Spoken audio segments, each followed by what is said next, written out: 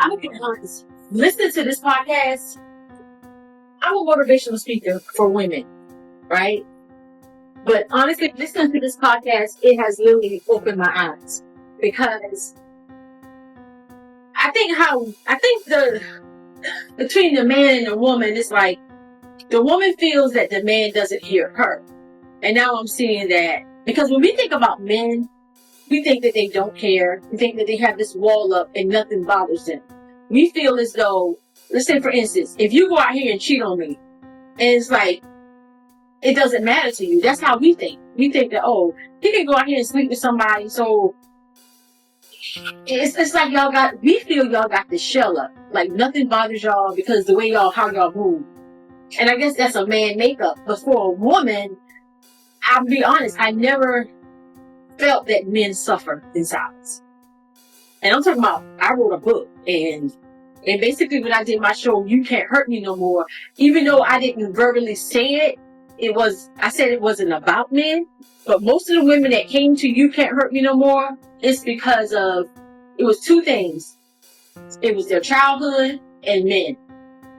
All of those women was like, I gave my life to this man, he cheated on me, blah, blah, blah, blah, blah. So we feel as though men, y'all don't suffer. We feel as though y'all don't hurt because y'all are not vulnerable with y'all emotions. But maybe I definitely think this is going to be an eye opener for women to be like, okay, I need to give him that space to be vulnerable because, like you say, I know when we have our little disagreements, you say, well, you always say, but.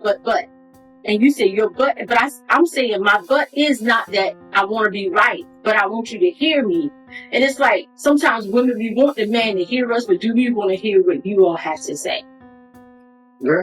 And sometimes, just for me with this podcast, I think it's really good because y'all are really gearing towards men. And I honestly think that it's going to give women the insight of how to listen to my man, how to cater to my man, how to treat my man, and also with the women, the man should be able to, because if I'm meeting your needs, if I'm meeting you not even halfway, but if I'm going above and beyond for you, then I honestly think you would show up for me without having to say, oh, well, you didn't do da da da da da da. Right. I don't think that this is really good because honestly, I didn't think men suffer. I just felt that men didn't have a heart. I felt that men didn't care. I felt that men just want to go and have their cake and eat it too. I honestly didn't think that men suffer. But listening to this podcast, I'm like, wait a minute. It's like I got a different view. I'm looking through a different lens now. Because not all men are like that. These are like not all women. Some women are holes and some women don't care. Some women just want what they want, but they don't want to open up to see what their man needs. So this is really enlightening for me. The thing was, he said that his wife basically told him, she didn't say shut up, but he knew what she meant. I felt that was wrong. I wouldn't tell nobody to shut up. Like, why would I tell my spouse that? Even my man, we have to be married. Why would I? My thing is, if me and you have a disagreement, even if we're at an event, I will love on you for the same face so people won't say that. When we get in that car, I'm going to go off. And I expect for you to do the same to me, but I just feel when we step out, we should be that one unit. And then I'm not going to embarrass you in front of people because I don't want you to embarrass me in front of people. And then what's going to happen, let's just say, for instance, if I told you to shut up around your friends, right? And then they see you next week and me and you all lovey-dovey. But you just spilled to them, oh, she told me to shut up. They're looking at you like, well, didn't she just tell you to shut up? Why are you still with her? And vice versa. And there's no respect. When she told him to shut up, basically everything I believe what he felt for her is gone. I think even now when it comes to their love making, remember I was like, baby, we gotta be careful what we say in anger because it does affect the bedroom. It does affect how I treat you. It does affect how his sons are going to be like, well, dad, mommy told daddy to shut up. Like, that's going to be with those kids. And it's going to grow up in them. And they're going to think it's okay to tell a woman to shut up. So it's like that cycle repeats itself.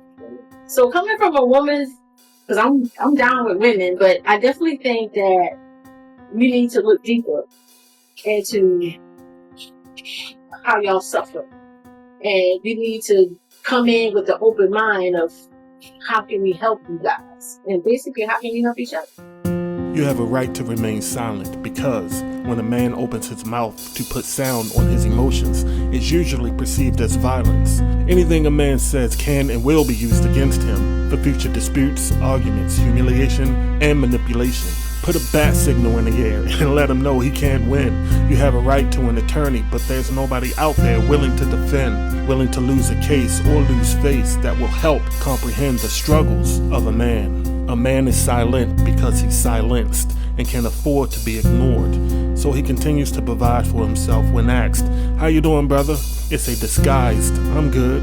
You know me. The world calls it toxic masculinity. If everything I say will be held against me on a scroll of social media deficiencies, then I choose to remain quiet or suffer in silence. So in order to keep his status, even though his appreciation is depleting right before his face, but he's a man, born and destined to overcome, so he moves forward at a steady pace. In every decision, in the presence of God, heaven and earth bears record. He's silent because he's listening for the Most High's voice. He's quiet because he doesn't have time to complain. It's a choice. He understands his right to speak, yet he remains suffering silently. How else can he want and leave a legacy of righteousness? How else will his family remember his name?